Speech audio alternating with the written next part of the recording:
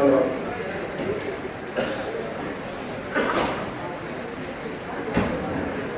Hello. Is it okay? Okay. I think my voice is quite loud enough, so I thought I would need it. Okay, good afternoon, everyone. I hope you had a light lunch. Hello. And I'm not feeling drowsy because. Because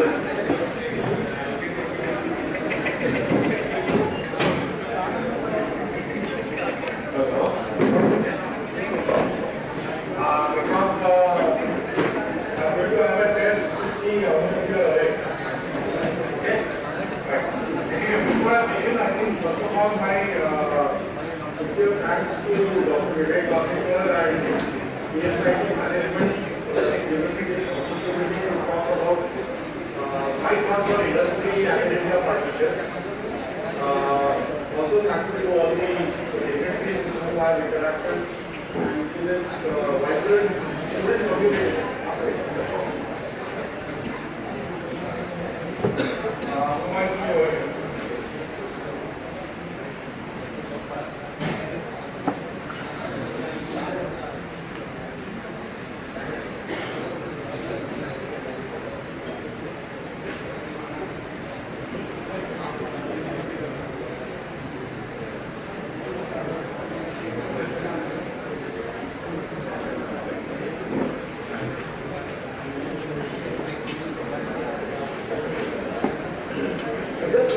Share some of my thoughts. So the way I structure my presentation is to understand what are the imperatives in industry academia partnerships. Part of the reason is I have been associated with a couple of partnerships myself, and so I'll share my own thoughts on that. But as you would have seen earlier, in my earlier slide, you see that picture there, and I think I have pictorially sort of represented what I think my earlier speaker mentioned, that the link is probably not quite there, and we need to make efforts to make it much more strong, and I'll come to that.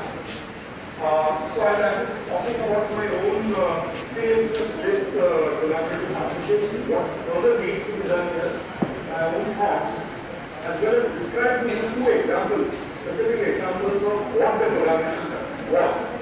And the reason I would do that is, since you are students, from the student fraternity, what I sense is many people do not have a proper understanding of what is it that is meant by innovation in industry. So what is exactly meant by innovation? And coming from a fast-moving consumer goods background, unlike the other speakers who are not in background.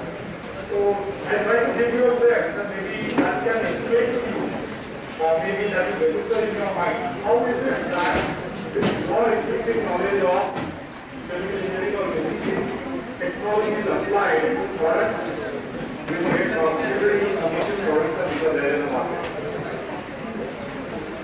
So what are the imperatives? I think the speaker before me, Mr. Dalit, he mentioned about this. And dialogue is very accurate. And if you look at academia and industry, there are two things which come up very, very starkly. What is the first thing? The first thing is, as a wider appreciation of industry dynamics. So, academia tends to work in a very confined environment. They probably do not have a good understanding of the dynamics of the industry. Okay, so this is something which, on the academia side, they need to understand. How does partnership enhance kind of industrial and national productivity? This is something that I want to talk specifically because it should register in your mind. People talk a lot about innovation, but then you need to understand that if I partner with the industry, what is that innovation going to do? What is that innovation going to do? And you should also link that. You should also link it to not only your productivity, how does it benefit industry, and how does it benefit the nation? I think I should also allude here to what Ajay mentioned. You need to have a very diverse and skilled mindset. It's not about only understanding the chemistry or chemical technology. It's about understanding the principles and how to apply those successfully. That is the key to success in industry. It's not about knowing formula. I think you put it very right now.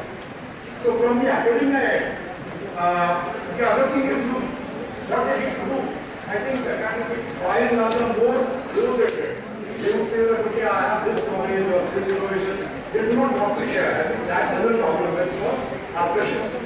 If you go to the industry side, there is a typical mindset that okay, I have some money, I have a project, I give this money, and this will be done.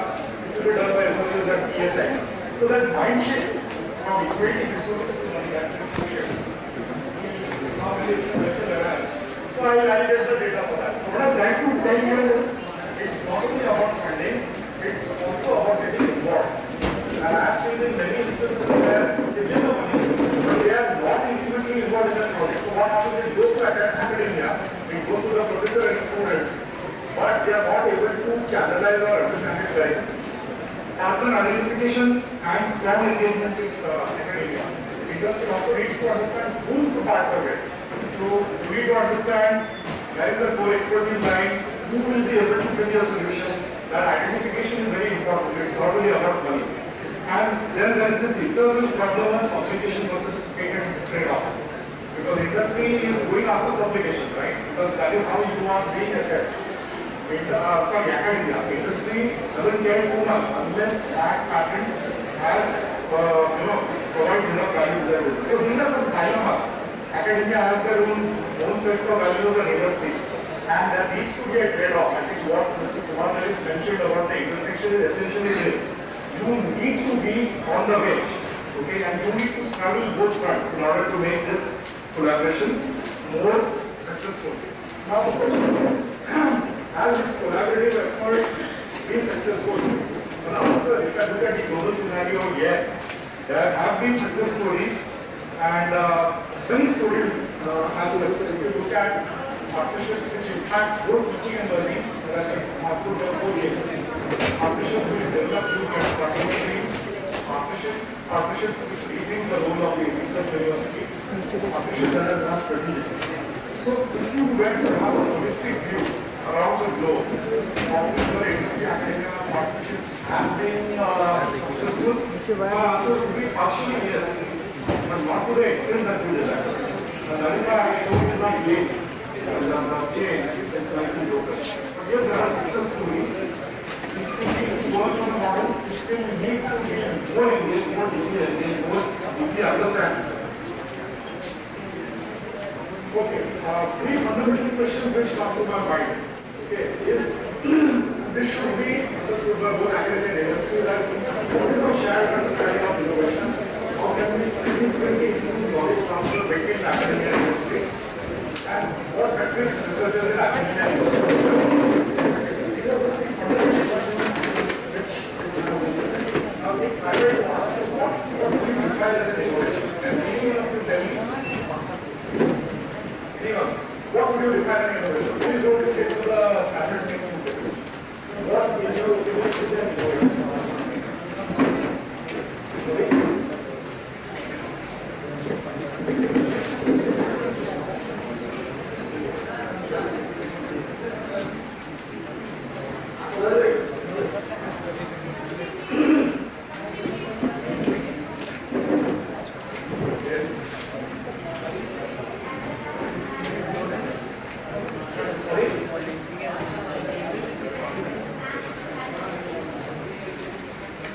volunteers on Any other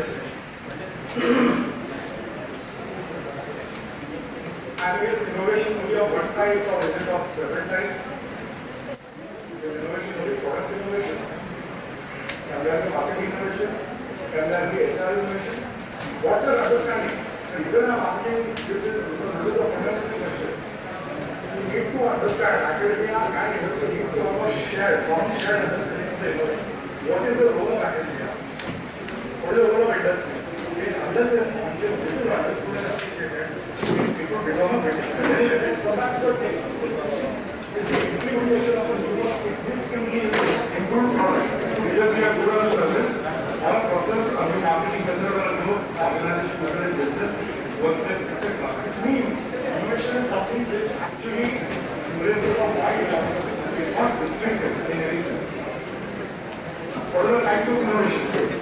There can be several types of innovation almost in any sphere. So you can have product innovation, you can have process innovation, you can have marketing innovation, you can have organization innovation. common underlying theme to all these innovations is there has to be some semblance of the improvement.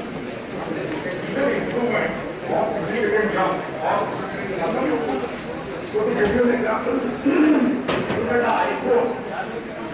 Look at the iPhone model. It is one of the similar examples of disruptive innovation which took place technologically, let's say 10 15 years back. If you look at the Jobs one, it's a very simple innovation model. The model was about having a portable telecom device that could do almost anything. So this innovation was based on a very powerful device. And this innovation was about few products. One is the innovation about the iPhone, the iPad, and the what other gadget, the iPhone. That's innovation. And what is the scale of that innovation? It's a multi-billion-dollar business, right? So one should understand that innovation is not only about creating many products, creating many tiny improvements. Those are fine. But which are the major winners? The major winners come from those people who have thought about innovations and their future technological implications. How does it differ from an innovation? How does it differ from an invention? So what is invention? Invention is something which two people probably ideally is actually an idea or a sketch or a model or a new scientific device or a process system. It is a scientific activity. But what is innovation? So as Ajay pointed out, it is actually the translation of your learning. Okay, the translation of your learning, which is innovation, is a translation or it's a reflection of your thought process and mindset into something which is commercial idea. Okay, so it's a commercial transaction which involves either a device or a processor. Thereby, innovation is much more widely encompassable and it actually embraces invention. So invention is a subset. The moment you take an invention forward and make it commercially transactional, you are in the business. Okay, let me come to this. Can we expect our students to maintain silence and some discipline, please? So this has been alluded to. I mean, if you look into the philosophy of innovation, it has undergone a change. What was the old innovation? What was about? It was about tangibles. So when you talked about innovation in 1950s, 60s, 70s, it was about the scale of manufacture. How many units did you manufacture? What was your, how many factories do you have? What's your operating efficiency? What's your line efficiency? This was the model of innovation. Where has it shifted to? So please understand, this is very critical to understand that innovation, as you see, has transformed very clearly to a more knowledge-intensive activity. So innovation currently, and I'm very sure 20 years or 30 years in the future, is going to be knowledge-based. So the person who has knowledge is going to have the edge. So when you talk about big data, it's a knowledge-based economy. It's not about attributes. That's what you will see. So this transformation is very, very critical. This is the transformation which has occurred. Okay? One must understand that we are now in the new economy and you need to harness this power of knowledge. Now let me come to a very practical example. The collaboration. Came on the topic of industry, agriculture, and collaboration. This is a journey of an effort. And this is why I was working with your research on what project of the world we had, and specifically the planning of maturity. The details of this to give you a perspective. And again, I come back to this point that Ajay mentioned that okay, I am a synthetic chemist by training, but it is not enough to understand only the chemistry. You need to understand the process. For example, let's say it's phase. I need to understand the way this is manufactured. I need to understand what is the abrasive system doing. I need to understand various other dimensions. So you should have a simple mindset. You should have a very open mindset. Please be very curious for knowledge. Please be very thirsty for knowledge and not forgetting the 95 analysis. Because first of all, as we said correctly, getting a 96 and 97 is more than guaranteed to success in life. It is not an industry. You require that expertise. So this project was all about, let me come to this project in 20 years back, any toothpaste got a popular one who abrasive. This is the one which does the brushing against your enamel and gives you brightness. The abrasive choice in 1980s and 1990s was material by the name of silica. Now, silica is a pH neutral material. I'm sorry, this is a neutral to this audience, but I'm using some chemistry. If neutral is ceramic. Okay. And by that sense, it's non-reactive. So silica used to be used. So what was this program about? The program was about cost effectiveness. Please listen to this very carefully. So Unilever said, okay, I'm spending 65 rupees a kilo for silica, precipitated silica, which is the abrasive going into my toothpaste. I would like to shift to a cheaper abrasive system. Over that system, the system is identified as calcium carbonate. Fine, so I can replace, let's say, 10 parts or 40 parts of silica or 40 parts of calcium carbonate. Fantastic innovation. Gives you straightway cost advantage. At that time, it used to be 10 rupees a kilo. Silica was 60 rupees a kilo. So you can imagine, in volume terms, the huge scale in terms of cost management and cost management. But what was the innovation about? Why was there a collaboration sort? Why did you think that we should collaborate? Here's some success criteria defined for that. What was the outcome which resulted? Did it benefit both of us? University as well as institute? How did this collaboration impact both of us and the economy at large? As students, I would urge you very strongly to think about innovation in terms of commercialization. And also link this to how do you make the innovation successful in marketplace and link this to productivity. Unless these linkages are built, it will be extremely difficult for you. Otherwise, this is the sense I get when I talk to students that there are the product from industry. It came to the professor, he gave it to 4 students, they got some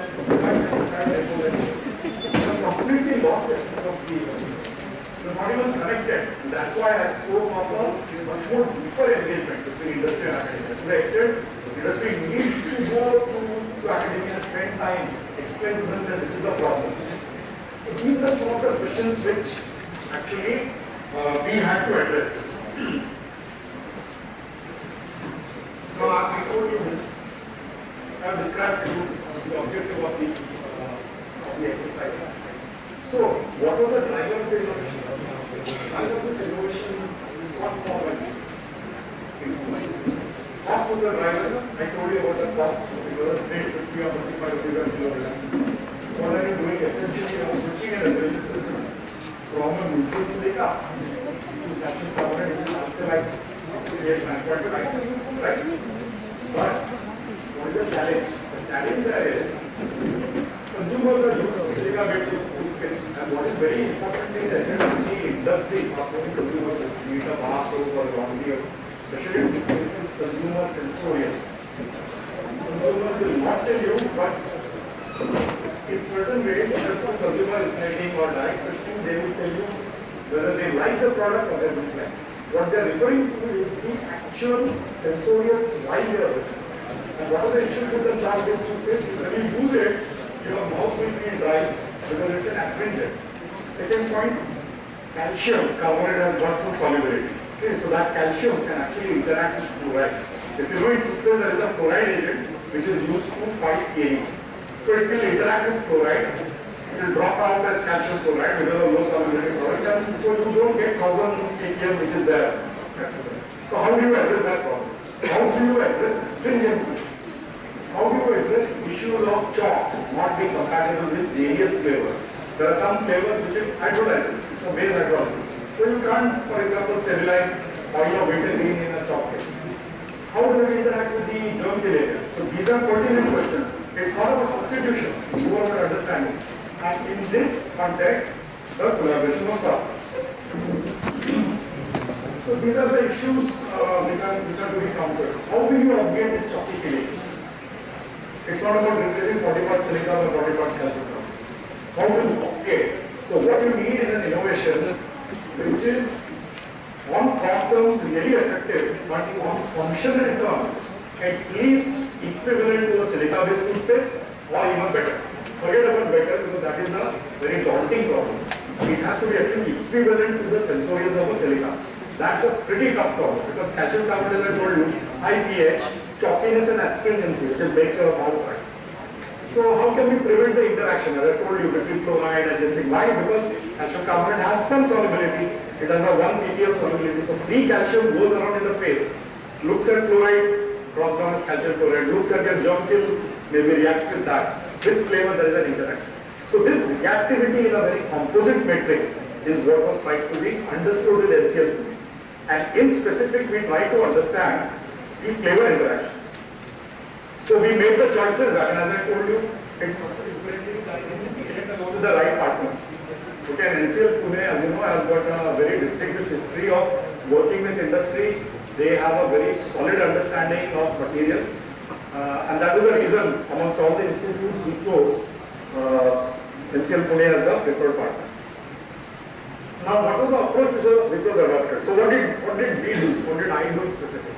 So, to tell you in short, in the lab you prepare calcium carbonate. I am explaining to you in very simple terms. In the lab, in a weaker scale, you can prepare calcium carbonate, but you get calcium source and a carbonate source. You take calcium chloride and sodium carbonate, and you get it. I am not going into the various other intricacies of that. Now, calcium carbonate is also prepared in industry. For those who study chemical engineering would know that it's prepared from slate lime. You take slate lime and bubble CO2. This is how it is industrially prepared, with precipitated calcium carbonate. Now, what was the experiment at NCL which we tried to do? The experiment at NCL, in order to address chalk flavor interactions, was to take model chalks, the one which you prepared in your lab. Which is there in industry, which your vendor is giving. Some of these industries are based in Dehradun. They still prepare PCC, precipitated calcium carbonate. So you have two sources, right? Then you look into interactions with body flavors. Okay, that gives you key as to what can be done to arrest the interaction.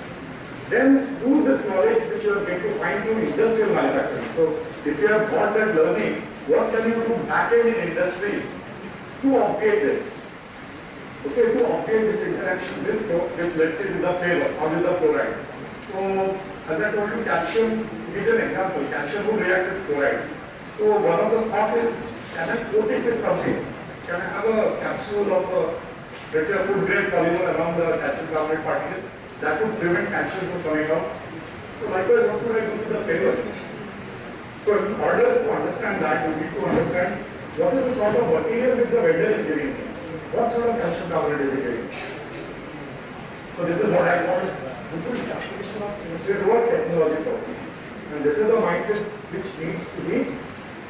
So what we did is an extensive series of investigations, and I'm coming straight up to the case. What we found out is the hydroxyl ions which are present on these chalks, and this is there are two types. Because you take calcium oxide, it goes into hydroxide, and then hydroxide reacts and forms carbonate, but still there is some residual hydroxide. So if you study that vendor calcium carbonate, we found that it's not only one type of hydroxide, but there are two types of hydroxide. Now, so it provides insights into how could we alter. Now, could we eliminate or could we minimize this hydroxide? Now you all know that this chalk which is giving is very reactive. You put it into a toothpaste base, it is going to react and affect the sensorial interaction with fluoride or with flavor. So what can you do? You can do that only if you know that what is it that is causing the reactivity to occur. And this is what the clue which we got. So preventing calcium carbonate from expressing its reactivity. I'm just showing you this publication which resulted. And basically what it showed is through a series of experiments. I'm not going into details. So what is known as FTIR. Okay, so there is something as surface IR spectroscopy. And what was found is there are two types of bands. And both of them come into the hydroxyl ring.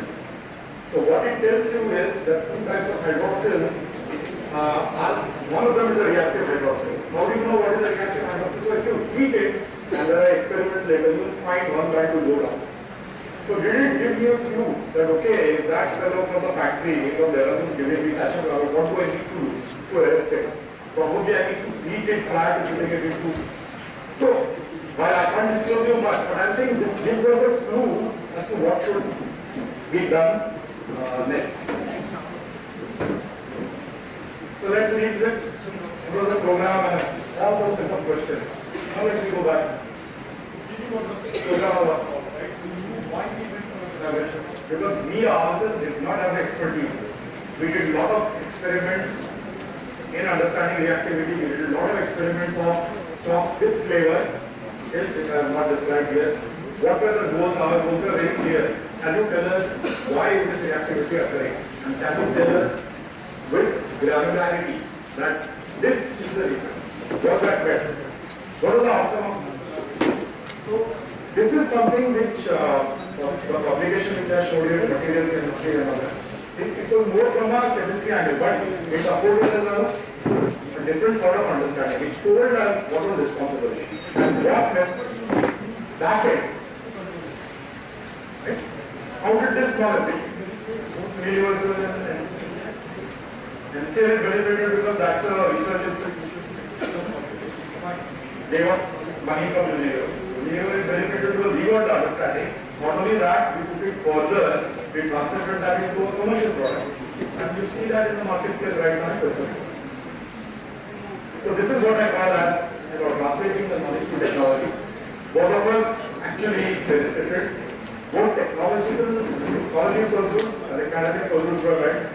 So how did academia contribute to technology? The learning is not translated into technology for a brand. That is the connect you need to make. That learning, that expertise which you have, you gave it to an organization which could actually translate that to make a product which is much more superior and which offered you cost advantage and provided you an advantage for an innovation which was really a formidable product. So this is how, this is a win-win situation. Which was his brand I told you. This is in marketplace right now. Now, again and again, we come back to this model which Mr. Kumar mentioned. And he mentioned that, okay, academics do this, industry do this. Yeah, that's the typical mindset.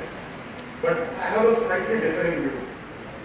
It's not necessary. For example, what do academics do? So they would look into fundamental problems. They will be more interested into publications. They will be more interested in guiding PhD students. What would industry do? Industry will be more interested in making money. So what do they do to make money? So I think you mentioned about short-term innovations, but that's not the model. The model which, at least in the FMCG industry, organizations look at a long-term horizon, and there are some very intelligent models. There are short-term models, there are medium-term innovations, and there are long-term innovations. What do they address? They address the short-term needs, medium-term and the long-term. So you do not know whether you are working on long-term innovations. So it doesn't mean you are working on short-term innovations. Short-term innovations are what you see quickly in the form of TV commercials. Those are the ones which propel their sales, right? But it doesn't mean that they are restricted to that. They might also be working on water technology, like HVAC and purity, okay, and things like that. So it's not that that there is a silo. Yeah, there is a silo. But if one is intelligent enough, then that person could actually straddle both the worlds. But you need a very strong intervention. And the area there I agree with him that the right level of engagement is this. And when I mean by right level of engagement, it is actually to understand what does he want, what does the industry person want, and the industry understand what does the academia want. So academia, what do they want typically? Typically they would like to have publications, they would like to have funding, okay? They would like to, maybe students can work as part of their PhD program. But what would the industry like to have? Profit and all that. But it's not only about that, it is about actually sitting down and having a meaningful dialogue. Only when that happens, I think this model will be much more successful. Currently, the way I look at it, it's more about industry giving money, taking slightly backseat. Suppose if the professor is a very eminent professor, he's sending data, take the data. It's not about that. It's about getting engaged with that. You need to get engaged, you need to sit down. Likewise, the academicians need to visit industry. Unless you understand the dynamics, it's very difficult. So I think a much more substantial amount of success can still be achieved, provided you have the right level. Okay, let me come to the next example. And the second example which I'm thinking about. this example from Godrej Consumer, where actually I was heading the household insecticides and personal care category at Godrej Savali and later personal care at Godrej Consumer. This is another collaborative effort, but it's in a different direction. And this sort of validates to some extent what I was just mentioning right now about this hydro thing. There was an associate working with me, and we launched this product called AIR. AER. Okay, this is there in the marketplace right now. You know, these are AIR. Now, she reported to me, but she was also interested in working for a PhD. And so her earlier boss actually sort of inspired her to take the entrance exam at Pilani, British Pilani. She cleared the entrance exam, and then she was looking for a mentor. And I said, fine, I will be your mentor, your advisor for a PhD. And but I was very keen that let's work on a problem which has got some relevance. Okay, some relevance to the common man. Ultimately, in a fast-moving consumer good, you need to see that the solution you are offering benefits, or at least is directed towards the common man. So, I'll tell you a little bit about this problem. Now, household insecticides is dominated by active ingredients called pyrethroids. So, whatever you see in oil, or whatever you see in a liquid liquid, there is an active ingredient called pyrethroid. These are actually carboxylic cyclopropane based carboxylic acid esters. I'm not going into the structural details now. Now, there are various classes of pyrethroids. From 70s either to, there has been a progression in understanding such activity. Whereas the earlier molecules can be put in oil and burned, or they can be put in a liquid vaporizer and plugged to a power outlet. What is it that is required here? You know what is required? You require energy. Okay, so you either require a combustion process or you require a electrical power. There is an active which was discovered 10 years back by a company called Sumitomo Chemicals in Japan. And the beauty of this active is that you just put it on a surface and leave it, and this, by its own nature or by its propensity of self-diffusion, it diffuses on its own. So then what is the solution? So your solution is very simple. The solution is you put it on a substrate, it could be a piece of cellulose, and keep it by your bedside. Right? So it will go on its own, it's a pyrethroid, it will kill the mosquito. So what did it do? It actually miniaturizes your solution. Second, it doesn't consume any power. Right? But what is the hitch? The hitch there is something like this. In a coil, you know that if you were to burn it, it would burn for 8 hours or 10 hours. Okay? In a liquid vaporizer, you know that it works for 45 nights. One night equal to 8 hours, so 360 hours. And why are the organizations saying this with confidence? Because they have been tested. Okay, because the liquid, the hydrocarbon which is there, the wick which is being used, the clay wick. So we measure volatilization rate. So there's a fair degree of confidence with relative error bars and all that. Here, 45 minutes chalega.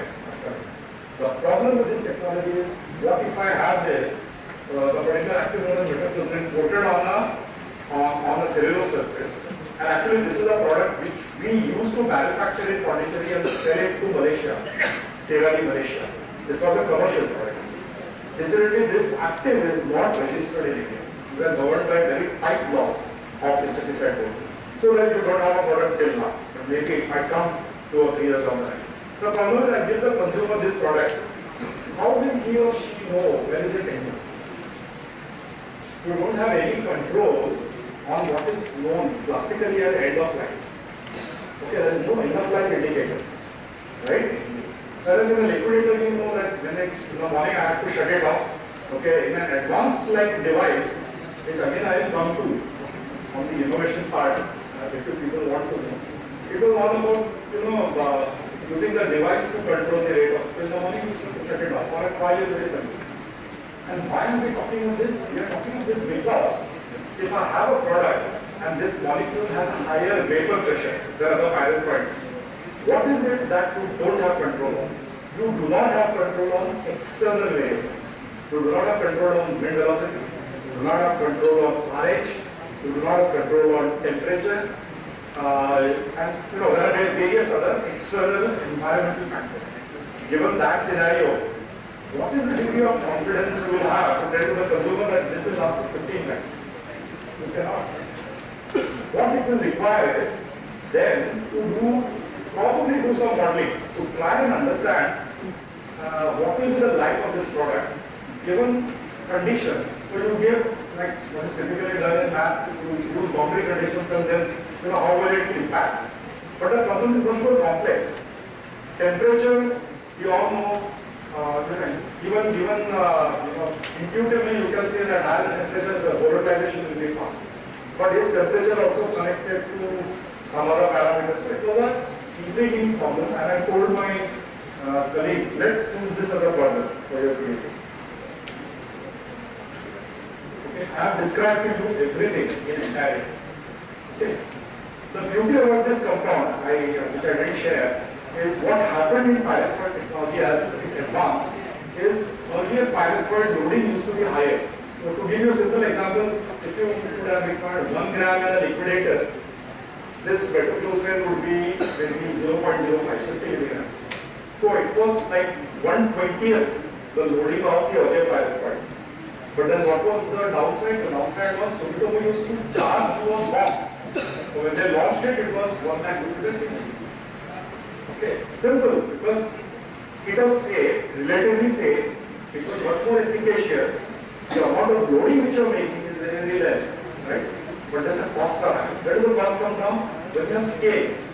And that is what organizations look for, right? When you have scale, it means economic scale fulfillment. So this is a, okay, the problem is consumer could not detect, and there are many other things here. So this is a molecule.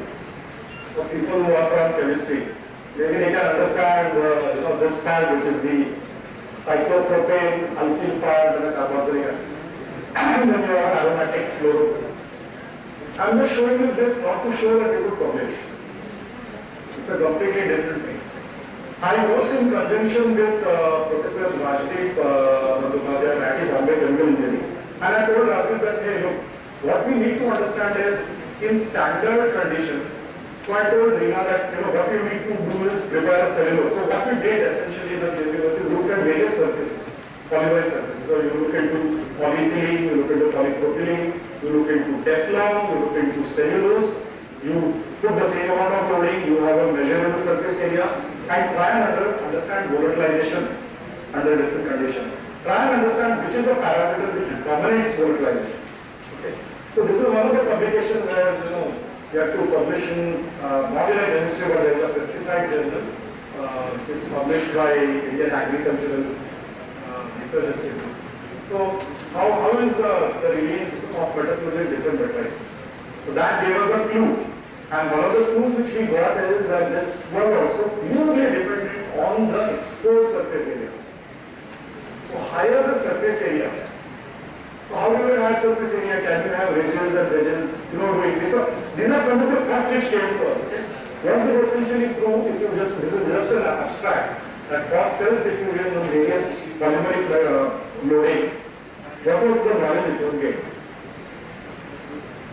And so came the next one, the next paper which we published in Insect Science. I think you should appreciate that insect science is remotely away from my domain of expertise. I am a chemist. Insect science is all about entomology, all about understanding the behavior of mosquitoes and various insects which have implications on crop protection, but we thought this is a pertinent journey. Anyway, along with Rajdeep developed the diffusion model, and this is something which we have just communicated to a chemical engineering journal.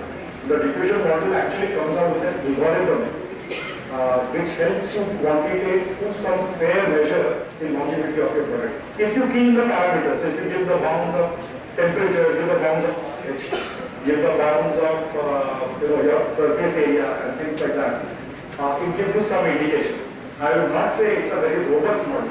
It is still a very sketchy model, but I think this is the first time we have attempted to at least understand that, okay, what is my degree of confidence in going to market and saying that this will last for 30 days? So if it's a Malaysia market, let's say, see, one of the things you need to understand is when I'm selling this in the market, this is also going to Ladakh. The product might also go to Jaisalmer. The same product, right? Because it's the same active metoclopramide, same vapor pressure may be different. Who knows because the RH values are different. Now, the trick here is how do you develop that algorithm? So it is, in my opinion, even according to Rajiv's opinion, who is expert in this only thing, I am not an expert in that.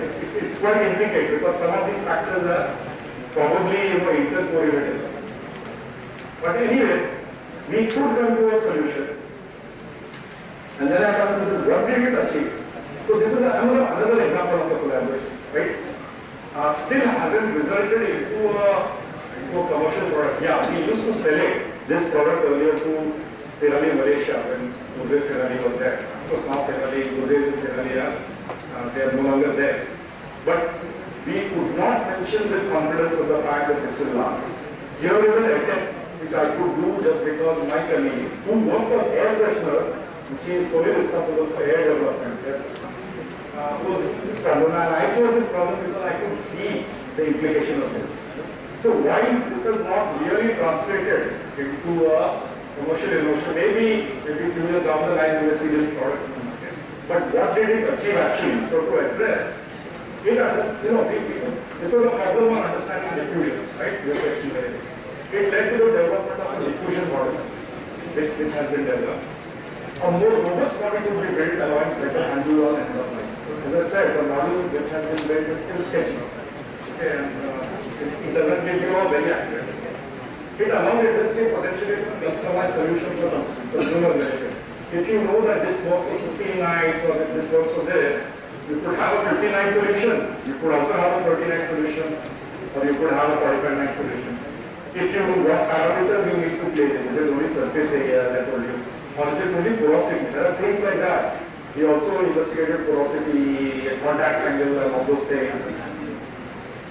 But I think the most, so from this, for industry, if I look at it, it's still it's still not fructified into an innovation. Yeah? So in that sense, in the classic sense of the word, it's not that innovation because it is still not materialized into something by which I could make money or an organization. But what I can say is certainly aided our understanding far better because no one on the global scale has even attempted to do this. Because we know of corporations like say SC Johnson or the Reckitt Benckiser who are into this business. But has anyone looked into this? We don't think so. And finally, Neena was awarded with PhD. She got a degree from BITS Pilani last year. So it's an individual achievement for her. From an organization perspective, it's a huge achievement because I'm coming from the HR perspective. The HR said it is an internal upgradation of skills. The PhD advisor was not external. Both she and me were employees of Godrej. She got the PhD. Incidentally, she got a promotion as well, though much before this. But anyway, it added to her. So that's the end of my story. I hope I have been able to communicate and articulate my part of understanding of innovation with respect to fast-moving consumer goods, and it gives you some flavor of what I've been trying to address. Finally, my sincere sense of thanks to Dr. Vivek Vasekar, who actually urged me to come and share my experiences, and I'm really glad because we worked for some time in Unilever and I have a very fond memories of working with Vivek, who used to sit next side to me. Thankful to the management of PASIT Kanpur for having invited me, and also to my two former employers, University of India and Godrej, where I did this work, and that I could come here and present this little bit of contribution to them.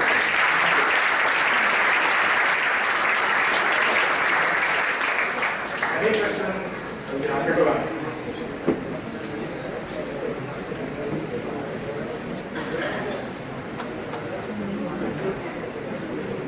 Any questions?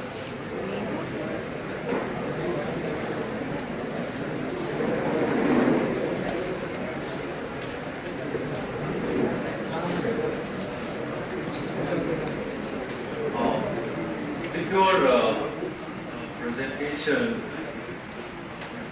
case studies from Unilever and Godrej, it seems to me that we can support a lot here at PSIT.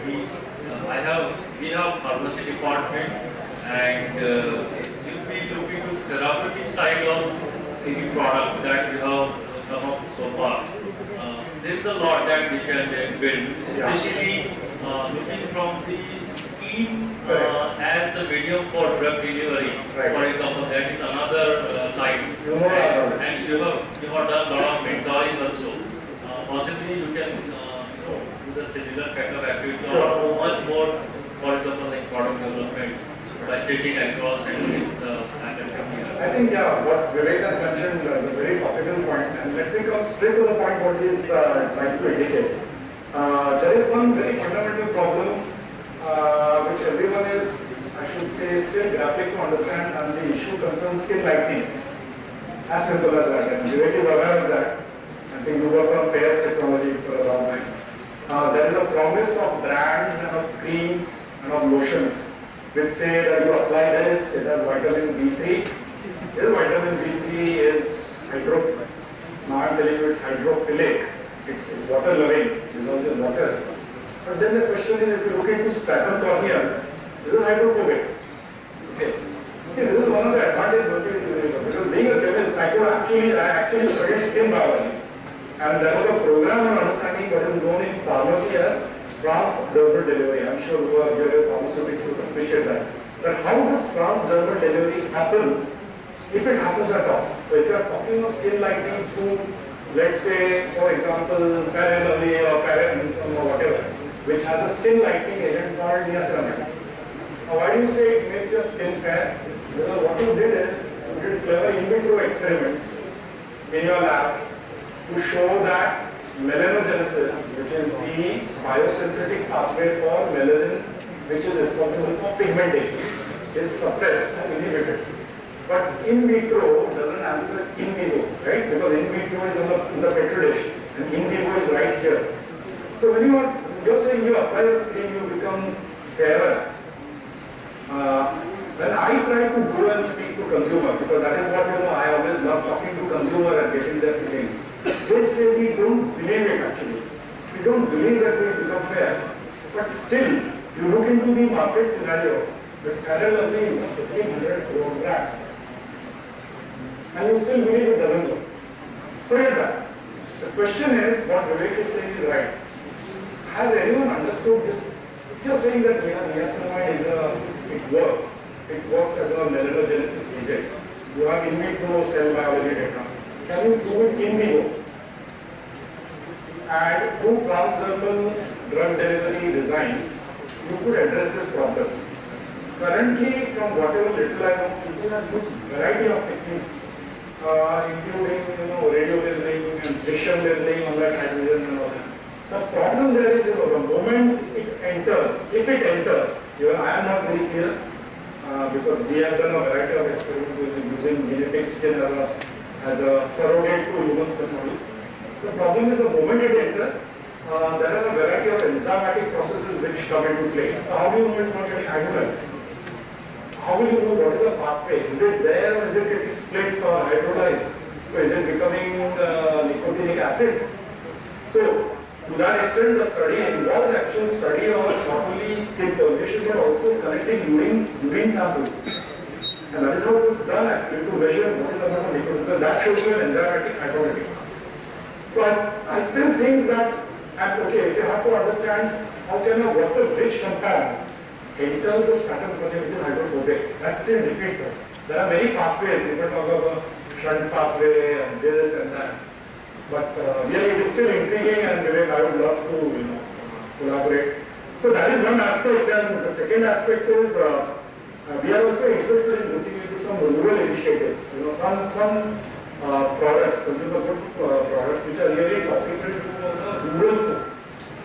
And that is where something probably I can speak with you, and if the students are interested, we could probably have a model where they get engaged. But it will be a different direction. Okay, you will need to understand consumer, you will need to develop a design thinking, because what is key in FMCG is to have the right, it's not only about the product, it's not only about the product which is selling, there are a variety of factors. One is your TV advertisement, which is bombarding you. The second is the visibility of the shelf. How is your design? So you need to be clever in design. How are you designing the product? How is the consumer using the product? Is it effortless effort? Does it require discipline? Is it very What does the rural consumer do? That is some area which we are currently looking into, and I'm sure we can engage your student fraternity.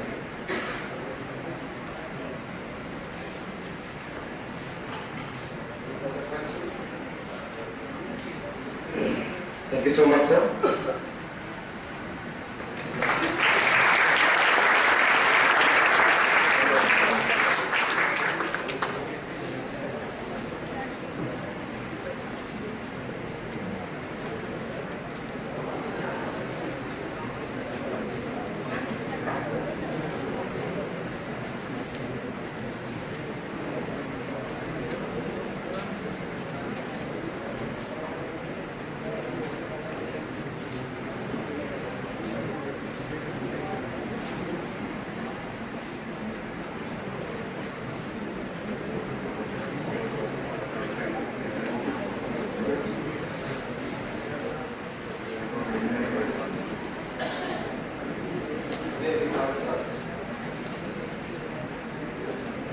Professor Samir Khandekar, Associate Dean Innovation and Incubation, IIT Kanpur. I would like to read his brief profile first before I walk onto the stage. Professor Samir Khandekar is presently serving as Associate Dean Innovation and Incubation at IIT Kanpur. He is a recipient of P.K. Gelkar Research Fellowship, IIT Kanpur 2008 to 2011. DAAD Fellowship 2011. Professor K.M. Sita Maramu Award, Indian Society of Heat and Mass Transfer 2010, George Grover Medal, International Heat Pipe Committee 2007, and Young Scientist Award, Department of Atomic Energy India 2005. He is a member of International Heat Pipe Committee and editorial board member of 2 international journals on science and technology of heat pipes. He has also served as an invited faculty member at 4 international universities at Germany, France, Brazil, and Thailand. His current research interests are in experimental microscale phase-changing thermofluidic systems, boiling and condensation heat pipes, and energy systems. We request Sir kindly to come onto the stage and demonstrate.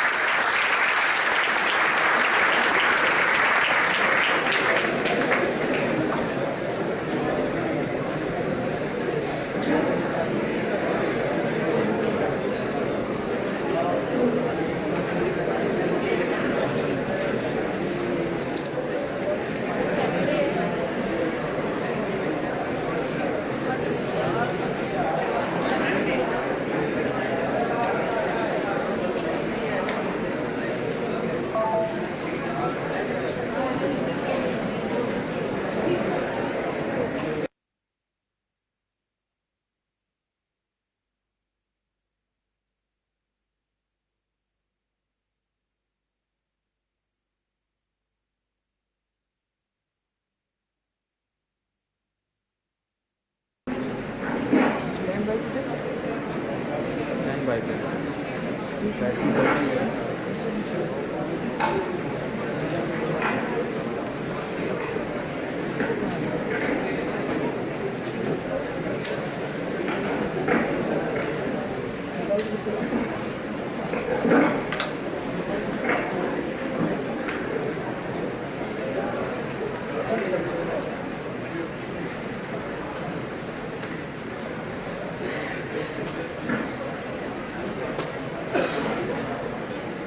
Hello.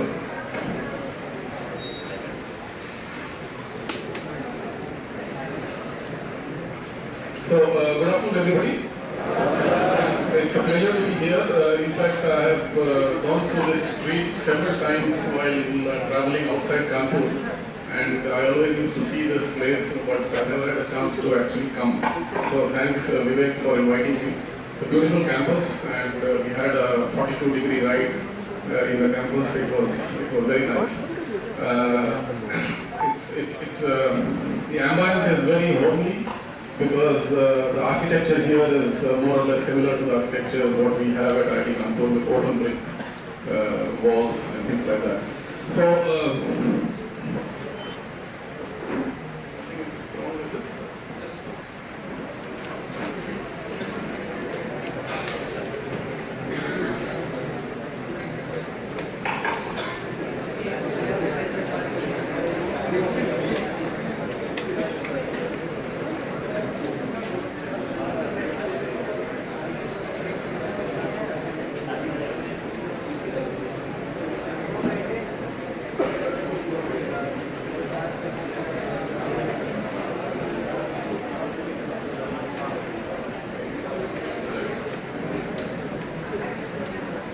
So, a lot has been said since the morning, and being a speaker at the fifth or the sixth position, some of the concepts which have been shared by the previous speakers, I will also sort of go through them once again. There will be some repetition. The focus of the talk is, of course, industry-academia partnership, and I'll be talking about the challenges and opportunities. And it gives us a good platform to actually introspect. As academicians, we have certain strengths and we have certain weaknesses. And as industry, let's say, personnel, they also have certain fantastic strengths, but also some weaknesses. So the idea is to appreciate each other's strengths and each other's weaknesses, and then try to find out a common platform to sort of go ahead. So this will be my more.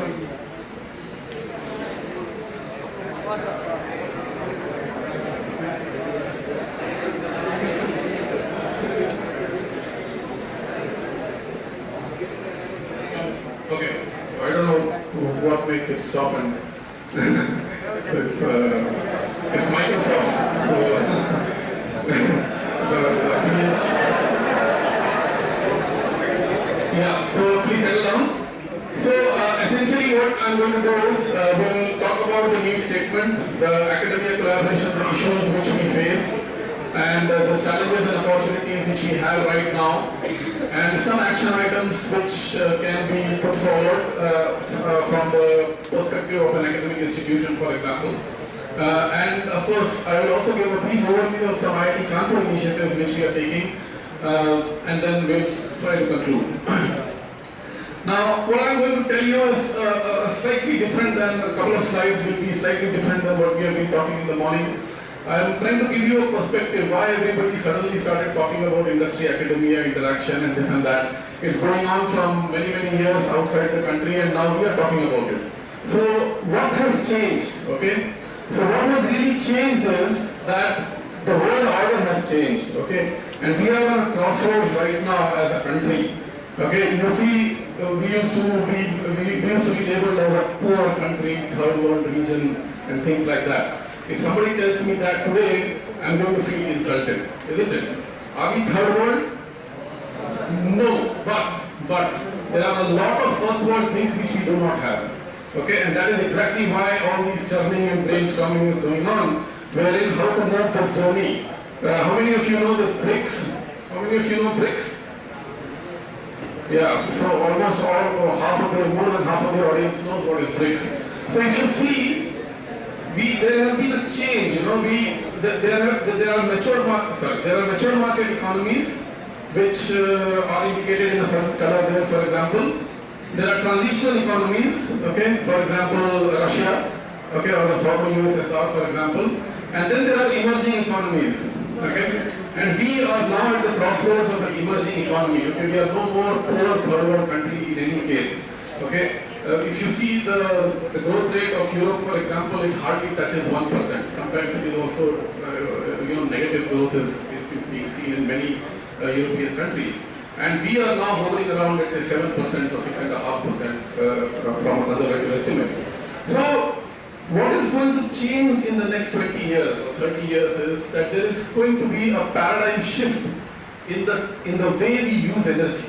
Okay? And I, coming from the energy background, I see there is a clear linkage between the energy usage pattern of a country, okay, and vis-a-vis the industrial growth of the country, vis-a-vis how industry and academia of that country are interacting. So there is a very wide spectrum of linkages which you see, which are hidden in layers in terms of the economic development of that country, in terms of the productivity of that country, and in terms of the overall economic growth, and essentially how the academia of that country is interacting with the industry. So there is a very clear linkage between the two, or between these layers, and therefore we see that everybody is suddenly talking about this collaboration, industry, trying to put in monies, FDIs, and the changing world order and things like that. So what I want you to focus on this particular graph very carefully. Okay, what we see in this graph, if you see these mature markets, that means, What we see here is the mature markets, that is USA and Europe, for example, the Western world, so to say, what we always see. And you see, there are two graphs here. One is the energy usage graph, and one is the gross domestic product. Okay, and you see that slowly there is a difference which is occurring. In the 70s, when I was born, for example, both our type of emerging economy, this is, let us say, represents China, India type of countries, and this is, let us say, the Western world. Okay, so you see, in the 70s, the energy usage of that country vis-a-vis the gross domestic product was more or less on the same line. What does that mean? What does that mean? It essentially means that whatever kilowatt of energy you are burning, okay, how much value you are able to add into converting that unit of energy into a productive market which can be sold outside so that you earn money. Okay. So what is happening here? Can you see between the 70s and the 80s? What is happening here? The gross domestic product of that country is now becoming higher than the energy which it is spending per unit of production.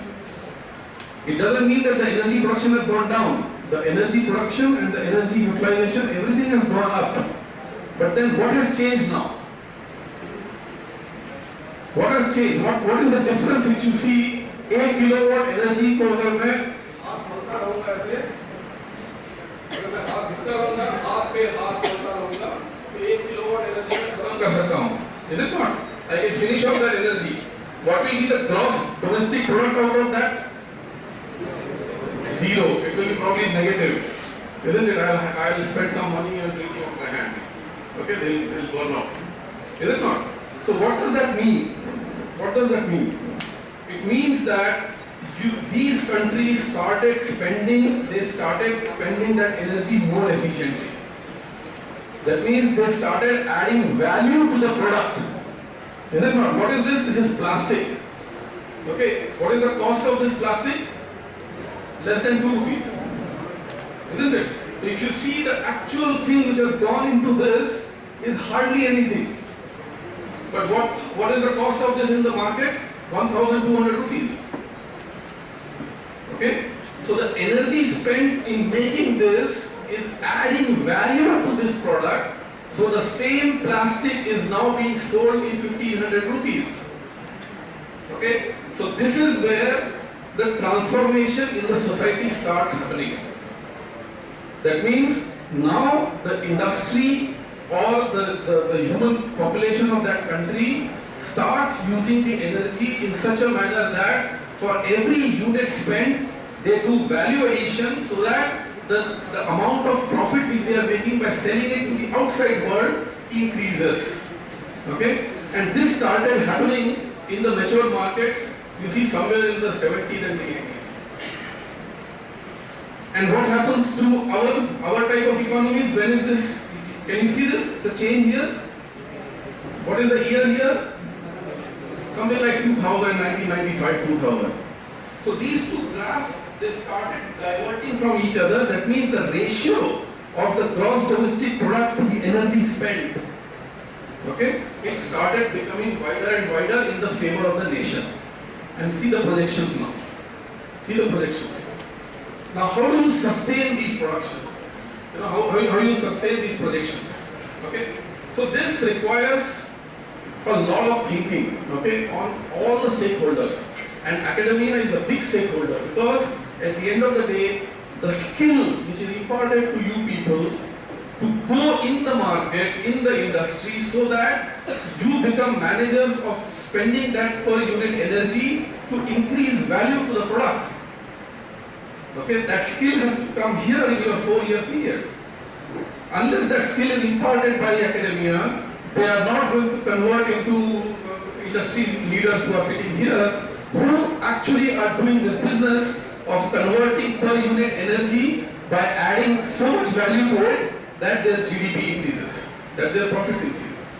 So this transformation requires a partnership between the academia and the industry so that resource efficiency comes out, sustainability is ingrained into the system. We cannot keep on using the resources the way we wanted. Otherwise, these graphs are not going to go far away. We want these graphs to go as far away as possible so that the ratio is in our favor. Okay? And then, of course, we have to do environmental protection in the overall business. We cannot just be insensitive to those issues also. So this particular transformation has to happen within this 4 to 6 years of learning, especially to technology academicians, because they are the biggest consumers of the energy, okay, once they go outside into the market. So now, how have we been working, We, in India, for example, we have been working with public spending. IITs have been fully funded by the public. The money comes from the government and we spend it, and we try to transform human minds into reasonable products so that they go out in the market. And then, of course, the private industry has been working with private funding.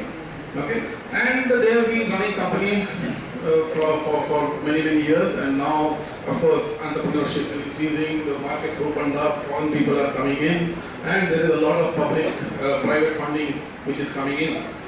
Now, what we are aiming at, if you see the technology transfer domain, is somewhere in between. Okay, that is where the basic research translates into translational research, and that translational research eventually goes into a product which essentially is more efficient, more sustainable, more, let's say, value added, and the type of examples which Devojit gave. Okay, so this is, Devojit gave a very nice example, 2 examples he gave of what translational research is all about. Okay, so this is a space where academicians and industry people can come together, and there is a vast space which is opening up, okay, to have collaboration in this particular domain. Now, what are the issues? Many issues have been already spoken by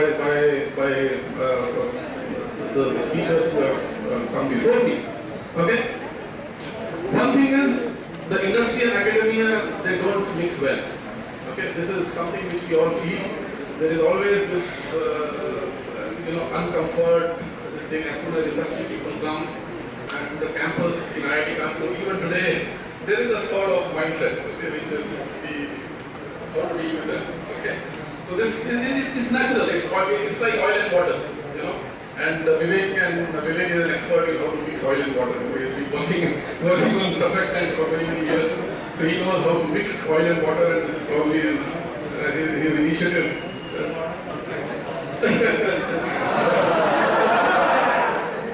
Right. So now, what is here is we from the mindset, whatever is tasked today, the goals are different. We want to do publications, we want to go out to the world and try to say what the cutting edge research which we are doing, while the industry wants, of course, sustainable products. Okay, and we saw 2 examples wherein this mindset was broken, and then we actually came to a translational domain where both the ends were met. You saw 2 publications, okay, and you also see Pepsodent in the market. Okay, so that's the domain which we would like to focus on, and that is why how to change the mindset. That is the whole game actually right now. Okay, there is also lack of trust. For example, okay, I know we have 350 professors, and I, as a associate dean of innovation and incubation, I fight with almost half of them all the time. Okay, because the mindset of these professors is कि ये पैसे वैसे बनाना हमारा काम नहीं, as simple as that. Okay, so but then with all due respect to this thought, okay, at the end of the day, if your activity is not translating into the GDP, it is not translating into value addition of a product, it is not translating into a societal benefit, then people can ask valid questions, why are you existing? Okay? And these questions are being asked not only by the public today, but it is asked through the public by the government to us also. Okay? That you have been working on public funds, okay? what value addition have you done as far as the translational lifestyle of people in this country is concerned? Okay, so this is a very valid question and it is coming in a big way to us, and we are now trying to sort of answer this. We are trying to adjust ourselves, we are trying to nudge people, we are trying to change the mindset, and I think this particular generation which is sitting in front of me is definitely will go to the industry or to the academia with a different mindset, wherein generating money legally and with proper, let's say, checks and balances is very much part of your activity, and we should take it as a positive, let's say, development for an academic institution to take up. Okay, there should not be any taboos which are attached to this particular activity. So, if you see why this taboo comes, or why this friction comes, or why this mistrust comes, some thoughts have been given by people. I will add on to them. At the academia, we have a lot of freedom. Okay, although the freedom also comes with a lot of checks and balances. It's actually a myth. But then, of course, in terms of industry compared to academia, we definitely have better freedom. We have intellectual autonomy. We do long-term planning, for example, many times. Our pace of results is much slower. Okay, we struggle to get funds. We try to write projects, go here, go there, try to get funds. We indeed have flexible working hours. Many of the industry also has flexible working hours. But what is correct is that out of 24 hours, 14 hours are flexible. We also work. They also work. It's more or less the same time at the end of the day. Of course, there is no boss. We set our own agenda. Our goal is to publish and do human resource development. And of course, we have indirect impact. Industry, you have seen very clearly, they are more constrained, they are monotonous to some extent. Sometimes they do repetitive jobs also. Many of them have to do repetitive jobs. Their focus is product. They definitely get higher pay, more or less, if you compare the type of industry which I am talking about right now. They are more practical, pragmatic, because they are driven by the hard facts of economics. They have to sell, otherwise they are out. They don't survive. Okay. If I don't publish, my salary is ensured. Okay. So this is also something which people are questioning. That how can you ensure somebody's salary if he's not productive, or suppose he's only doing teaching? Okay, can you? So there are a lot of societal, let's say, discussions and debates which are going on right now within the academia and also in the industry, for example. Okay, but at the end of the day, why are we all going towards this direction? So I think one thing should be very clear. Several examples were also quoted about Microsoft partnering with something, or let's say, Volkswagen partnering with some university, or some other player, doing with some excellent institute. So many examples were given in the morning, and it is very clear that there are tangible benefits to both the parties if we are able to break this mindset. Okay, so that is something which we have to understand and take it. And there are several examples which can be given, which essentially tell you that there are tangible benefits to both. What happens is that if the industry partners with academia, of course there are some assumptions. The assumptions are that the academic institution has a basic breadboard of knowledge.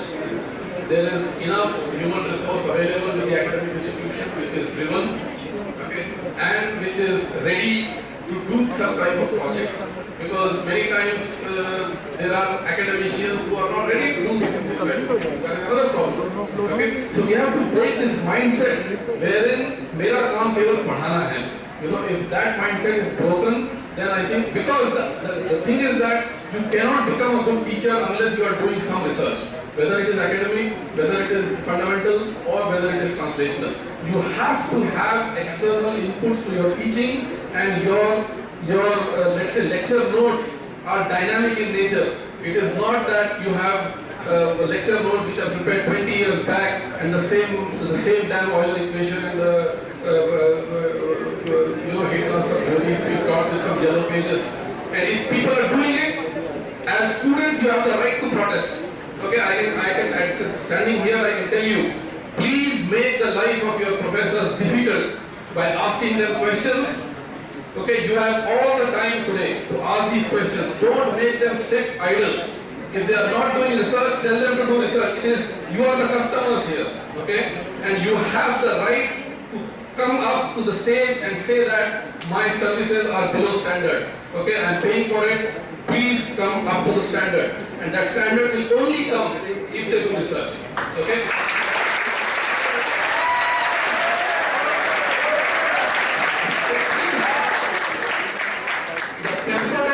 The toothpaste improves because the customer forces them.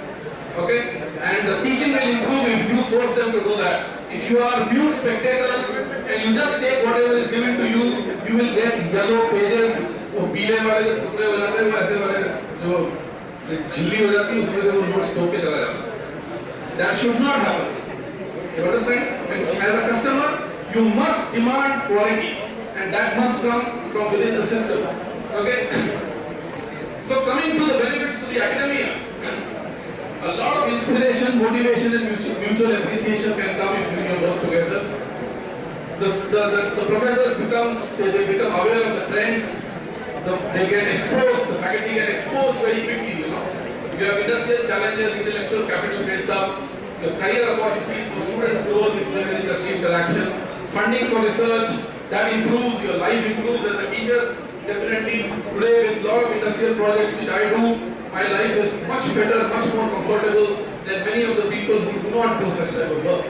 Okay? I have money, I have network, I know where solutions exist, I can talk to people, my students can go there, international students can come to my laboratory, and this happens because there is a two-way process. I am learning, they are learning, I am open, my doors are open for learning, and my partners' doors are also open for learning. Okay? So then there are so many examples which I can give, which are, let's say, of the interest of the academy. There are pain points. Okay, it's not easy. So we all struggle. I'm sure Devojit and Ajay, everybody must have struggled in their lives to build these partnerships. Okay? Mr. Lalit was here and he was, with every slide he was saying weak link, weak link. That means you have to struggle to make that link stronger. Okay? And there are pain points. And what are the pain points? For example, your partners are located at different locations. So you have to travel, you have to talk, you have to always be with the doors. Okay? The time scales do not match. Okay? MTech thesis is finishing in 1 year, the industry wants results in 3 months. It doesn't match. Okay? You have to again struggle, you have to manage. Okay? Then the peer culture, if it is anti-industry, then the academician also has to struggle to say, put forward and say that no, I will do industrial research. Okay, so it's a big pain point. There is a lot of peer pressure also pulls him down.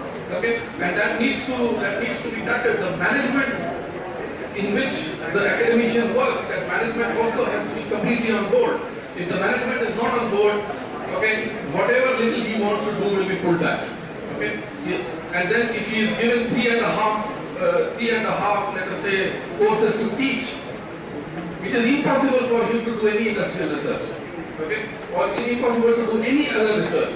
So the management of the institute also must understand that if they have to do and nurture research, translational research, academic research, they have to give the bandwidth to the faculty to do and undertake these jobs. They have to have time to do it.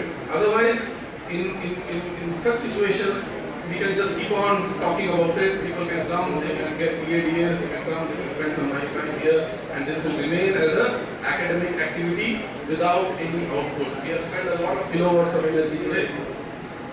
Is it not? How much of this kilowatt of energy is now utilized for value addition? Okay, that is the question which we have to ask. Out of 25 kilowatts of energy which we have generated over a day, how much will it go into the GDP of the system?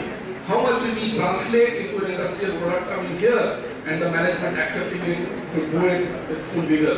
That is the question which we have to ask. So what are the models of interaction? Let me dwell how you can interact. Okay. The classical model has been the producer-consumer type of a model, where the academic world is a producer of human resource and the industry is a consumer of that particular resource. And we have seen in the morning how campus interviews were discussed, okay, wherein the industry is interested to come here and pick you up. Okay, so that's a very classical type of interaction. Then another interaction which can happen is the continuing education. Okay, that means academicians, they tailor-made programs for the industry to keep them abreast with the academic world, with the latest things which are happening in that area, with the state of the art which is happening, and vice versa. I have used the word mutual here. Mutual training opportunities. There is a lot to learn for me if I interact with him on solar technology, for example, or if I interact with him on safety or industrial safety. Okay, I was just discussing in the lunchtime. IIT Kanpur or IIT system did not have a safety officer, okay, till 5 years back. Only recently we have learned from the industry, we have called some 20 people from the industry to educate us of how do we manage our chemicals. Because we were not in that business, we were throwing the chemicals in the Nalian which was around. That was the thing which was happening, and this is the state of the art in the best institution in the world or in the country. So if this is the state of the art, we have to learn, because they have to learn. They have to get ISO certification. They have to get, let's say, certification for selling it in European Union. They need to have safety standards put in. They have to, there are policy regulatory frameworks under which they operate. And then we as public funded bodies, we tend to bypass them. So this should not happen, ought not to have happened, but then there are things to learn and we will continue to learn. The third interaction is R&D, hardcore R&D. Okay, wherein you essentially isolate the problem. The industry accepts that there is a long-term investment needed, capacity build-up has to be done, and then the dependence of India on the West, that is India's specific problem. So that is the last line which I have written. That means there are certain problems which are very, very local, and unless we take it, okay, nobody from outside. For example, a very simple problem I can tell you: the railway spends millions of rupees every year on corroded railway tracks because human beings shit on it. The shit falls on that tracks. It is acidic in nature. Our temperatures are high, humidity is high, and the tracks gets eroded. No American or Norwegian or Finnish or Australian company is going to invest money to understand how human excreta reacts with iron and how do you make specialized alloy steels which will be corrosion resistant to human shit. Okay? Now this is a very, very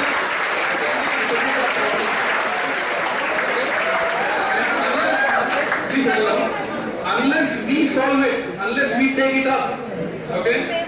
Unless we take it up, this problem is not going to be solved, okay? So therefore, there is a lot of opportunity in R&D in India specifically. For example, Devajit was saying how rural Indian psychology works as far as consumer product is concerned. What type of packaging they like, what colors they like, what do they do, how much, whether they want 150 gram bottle or 500 gram bottle, what is their paying capacity? Can they read English or cannot? Which type of words will be easy for them to understand? How do you give them safety instructions in a booklet? There are so many spectrum of problems which will come up as soon as you define the problem that this particular cream is for a person who is earning 25 rupees a day. Okay, now you have to sell it to him. This problem nobody in the world is going to come and solve for us. We have to pick it up and we have to solve it. Otherwise, they will remain unsolved and we will remain third world. At least 75% of the population will remain third world for another 25-30 years. Okay. So in the R&D mode, I will just have one slide on R&D mode. There are 2 or 3 modes. One is a consultancy mode, one is a contract or sponsored research, and then there is a public-private partnership. A lot of activity is happening in the public-private partnership space also. For example, if you see the Government of India websites also, they are pretty decent now. And there are several schemes from DSC, several schemes from Ministry of Human Resource Development which are coming up in the PPP mode, wherein we can indeed have meaningful interactions with the industry.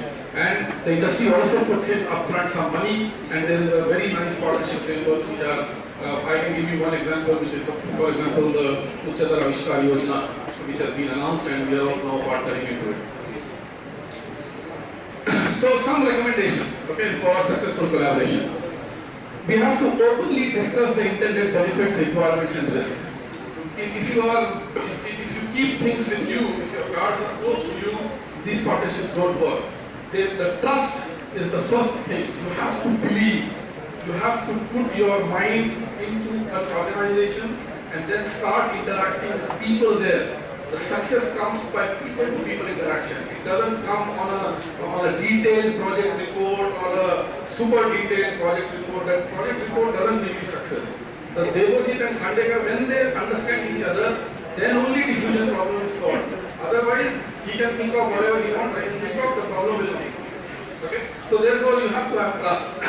Then you have to consider which mode of collaboration best fits. It should not be a recipe. In every institution, every industry, the recipe is different. Because the culture of that place is different, people are different, their experiences are different. Okay? Some industries say कि हमने बहुत काम करा कुछ नहीं करते था आप लोग. And some industries say no. And 3 projects we have done, 2 of them have been successful, the 3rd is also coming up. So their attitude will be very different than the older one. The other one will have a different thing. Then you have to negotiate professional contracts. Like it is extremely important. Our academicians today, most of them do not know how to write contracts, how to understand legal language, how to have IP, how to write a patent, how to include several things inside the patent. The language of the patent itself is unreadable by people. People just throw away. They say, so this needs a lot of human resource development. Okay? People have to understand, unless the legal framework and the policy regulatory framework is understood, okay, in its true spirit, in letter and spirit, you cannot proceed ahead. Because otherwise it leads to fights, it leads to again distrust, it will again go into a catastrophic situation where nothing is happening, only seminars are happening, that is, no tangible results come out. Okay? Then you have to have full transparency in terms of conditions. This is very, very important. From day one, you should know what are you talking about, what will be my, let's say, what will be allowed, what will not be allowed, for example. Okay? You have to sensitize, you have to sensitize the community towards confidentiality, which is also very important for the industry. Okay? You have to monitor the progress. This is also very important. Most of the time, if monitoring is not done, the project will fizzle out. And this is why many governmental projects also fizzle out, because there is no monitoring framework which has been embedded in federal system. Okay? You have to acknowledge and celebrate success. Small things which happen, you have to acknowledge. The management has to acknowledge. The industry has to acknowledge. You have to put that into various forums that this small thing has been successful. Because that gives initiative, that gives, let's say, strength to other faculty colleagues who have not worked in the industry to also come forward, okay, and start taking up such projects, for example. Okay? Avoid confrontation, build relationships, and finally learn from mistakes. I think this is extremely important. We all make mistakes all the time. Okay? When academicians tell you, or somebody read that he has 50 publications, he has 100 publications, please ask that professor how many publications were rejected. And you will be surprised by that number. Okay? So we put only those who are published on our CV. We never put those who were rejected. Believe me, the rejection rate is startling. Okay? We all inside a closet. If I do not learn by the mistakes, then I will be doomed.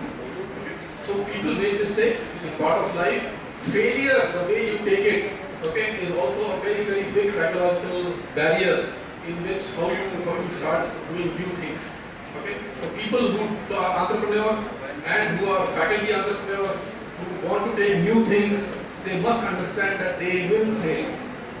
Okay, it's part of life. It's part of life. Very much part of life. Out of maybe 10,000 patents which Google have, only probably 10% of them are commercialized. The rest are all in the closet somewhere.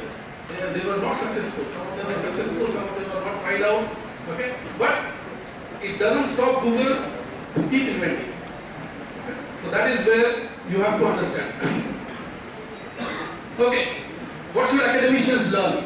I think this is an academic institution and I would like to speak about, based on some of my experiences, some of the other colleagues' experiences, the ability to talk and write clearly. I think this is something which you as students must learn. If you do not do that, only sitting on internet is not going to increase this capability. You have to write. Unless you write, unless you communicate, unless you make a PPT, unless it is of a threshold quality, okay, people are not going to listen to you properly after a certain time. You will not be able to communicate what you want to say. So this is something which academicians really have to learn. The power of persuasion. I think this is something which industry knows pretty well. Academicians are not very good at it. Okay, we tend to leave if it doesn't work properly. But then persuasion is something which you have to learn. Not aggressive persuasion, but systematic, proper persuasion of your idea. If you believe in that idea, eventually it goes through. You have to talk. You have to keep talking and come out of a solution. Maybe not the entire solution, maybe 30% of it. But then you start working on it. And that 30% slowly goes to 50, 70, and 100. Okay? And then you should have leadership skills. I think this is very important.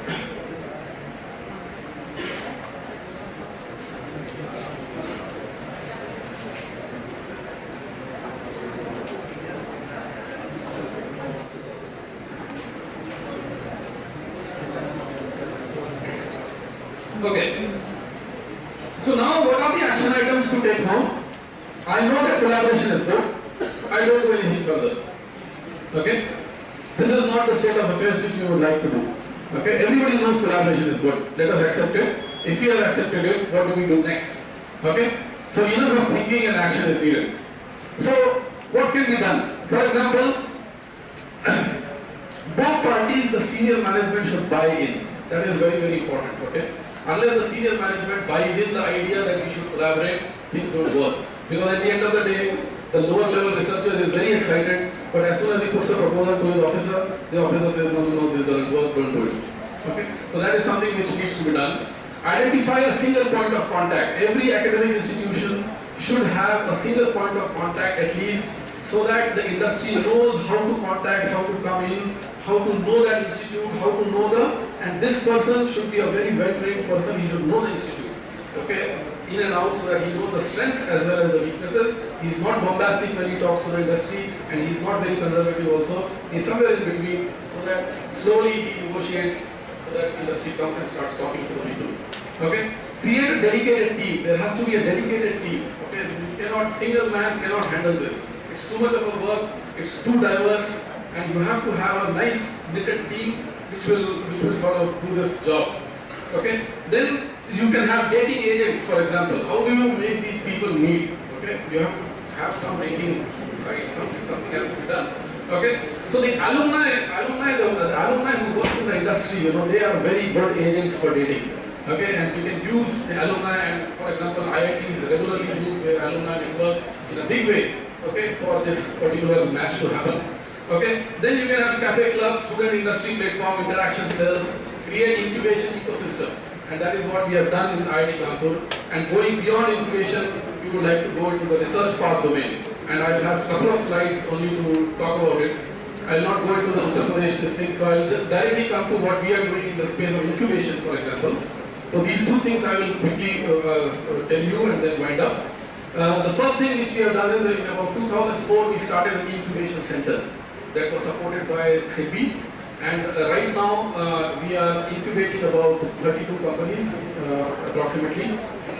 This particular incubation center also looks after the patents of the institute. We have about 350 patents, over about 2 to 2.5 crores of income which we have generated from selling these patents. And our startup, it's an equity based model. We have about 20-30 startups right now, or incubating companies. So 5 of them are doing, 10 of them are doing actually extremely well, of the order of about 30-35 crores, our equity share which we have. So this is what we are doing. We got the national award for the best incubator in the country in 2011. And right now it's a very vibrant ecosystem which we have developed for incubating companies inside the campus. We are open to anyone, whether it is inside the campus, our own alumni, or from outside the campus, for example. And we give residential space, we give office space, we also give IT management and legal and accounting, and we do acceleration support. And there is a full service as far as MOUs are concerned, or the chartered accountancy is concerned, or data compilation, display, showcase. So we have a team of about 7 people who sort of look after these incubating companies. So this is a framework which has been very active, very vibrant, and we would like to grow to about 100 companies in the next 3 years. That is our aim, and that is what we are doing right now. If you see, this is a typical breakup. We have biotech companies, we have IT companies, we have design companies, we have mechanical companies and other companies right now with us. And then right now we are getting about 5 to 8 applicants every 2 months. So we have a screening committee who looks into it and then makes their business plan more clear. And then through that process, within about 3 months, we tend to start the incubation. So about 2 years they can stay with us, and then usually they go out to either Bangalore or Bombay or Lucknow. These are some of the let's say achievements of our portfolio. For example, Curadev we sold to Roche very recently. Arsh Management is doing a lot of nice things right now. Geono was sold to GMR India, and then Arav is venture funding stage 2. Mohandas Bhai has given a huge amount of money. They have also now got a major award from the government of Canada for development of their unmanned vehicles. So most of them are technology-oriented companies which we incubate. The only requirement is that one of our faculty members should be a mentor of this company, and the faculty member also gets an equity share in the company in the process. So this movement is growing. It is definitely in a nascent stage right now, I would say. It took about 10 years to come to this platform, but we would like to soon, let's say, graduate into about 100 company holder portfolio in the next 3 years. If you see our R&D funds, if you see IIT Kanpur's R&D activities, yeah, 5 minutes. 2 minutes. Right. So we do usually about, let's say, 100 crores of annual projects, but you see most of them are governmental projects. The industry is still very weak, and this is what we would like to improve.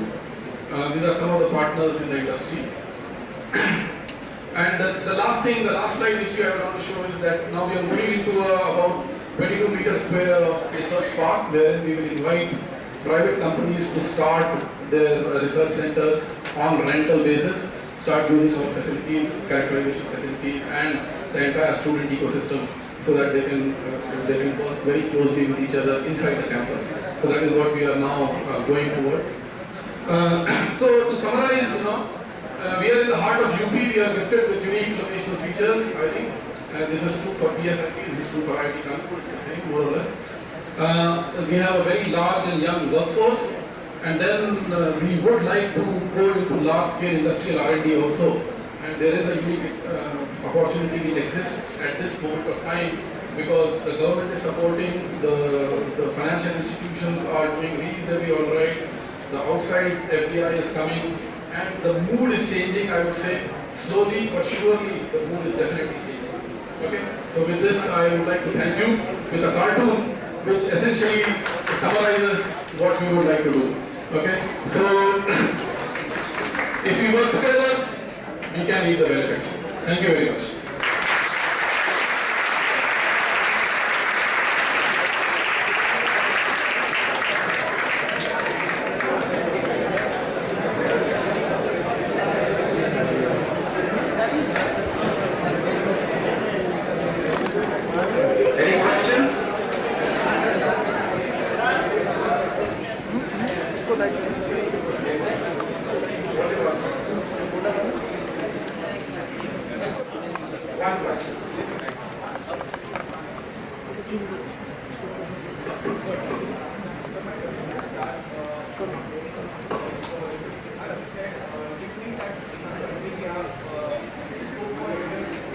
Interdisciplinary research, and essentially that helps in industrial and academic, building up the industrial and academic partnership. So how we as students can participate in industrial and academic partnership at this stage, and the first thing which you can do is start an e-cell, start an entrepreneurship thing itself. As a student body, you must have a student body. Start a group of people who are interested in entrepreneurship and industrial collaboration. let's start talking.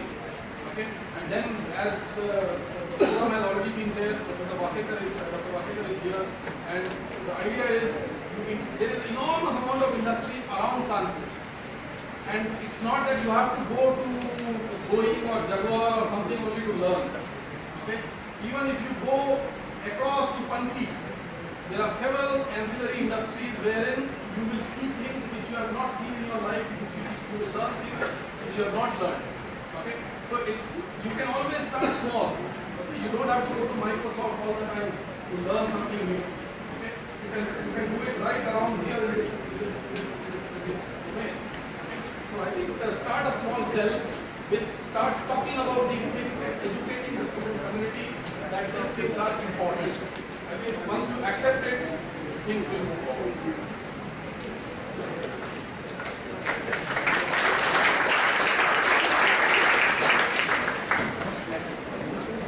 To conclude, we request Dr. Shivani Kapoor to propose the board.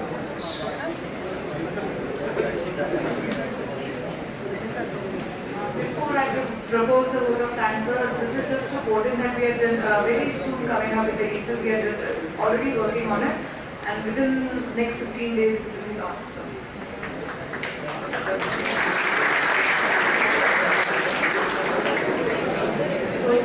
Gratitude is a way of thanksgiving, and appreciation is return for support and honoring one's virtue. I feel honored and privileged to get an opportunity to propose a vote of thanks on this occasion. I would like to express my heartfelt gratitude to Mr. Arvind Karandikar, Managing Director, Nexus Energy Tech Private Limited, Mr. Ajay Valvakar, President, Dexcom India Private Limited, Mr. Devaki Chakravarti, Technology and Innovation Consultant, IdeaBo, Dr. Samir Nambedkar, Associate Dean, Innovation and Incubation, IIT Kanpur, Kumar Lalitji, General Manager, HR, IR, Admin, Tata Motors, Lucknow, and Dr. Vivek Vasekar, Director, R&D, PSIT Kanpur, for their benign presence at one-day seminar on Industry Academia Partnership on R&D at PSIT Kanpur. I am extremely grateful to Honorable Chairman Sir, who has a great vision towards research and development activities in the Institute and has always motivated us with his encouraging words. I wish to express my profound thanks to all the dignitaries who are here with us. Managing Director, Mr. Shivali Raj, Director PSIT, Dr. KTV Reddy Ji, Director PSIT, COE, Dr. S.K. Vallaji, Director Academics, Dr. S.K. Shukla Ji, Director Pharmacy, Dr. A.K. Rai Ji, and Director HR Training, Mr. Suresh Singh Ji, for the support, encouragement, and hard work guidance. My deep regards to all the deans, HODs, faculty members, and my dear students who have spared time for this session. This is indeed going to help us all. Last but not the least, I would like to thank all those who have worked hard behind the curtain to make this event a success. Thanks a lot.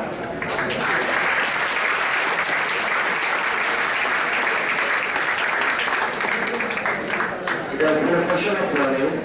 To commemorate this, we will have recitations of the ceremony. We would request Dr. Ashutosh Tiwari to kindly present the memento to the Deputy Chakravarti.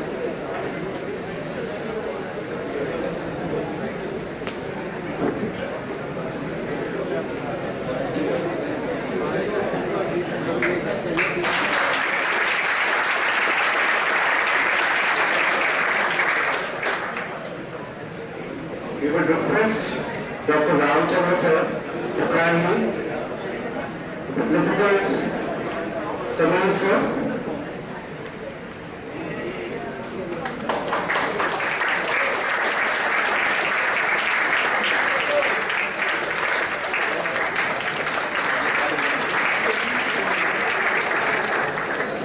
Last but not the least, it's our Honorable Director sir, Director Research and Development, Dr. Vasekar.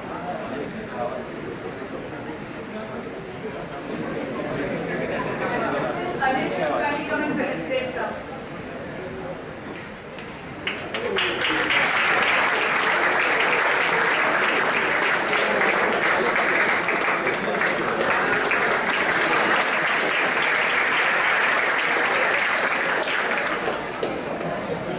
Thank you so much, everybody.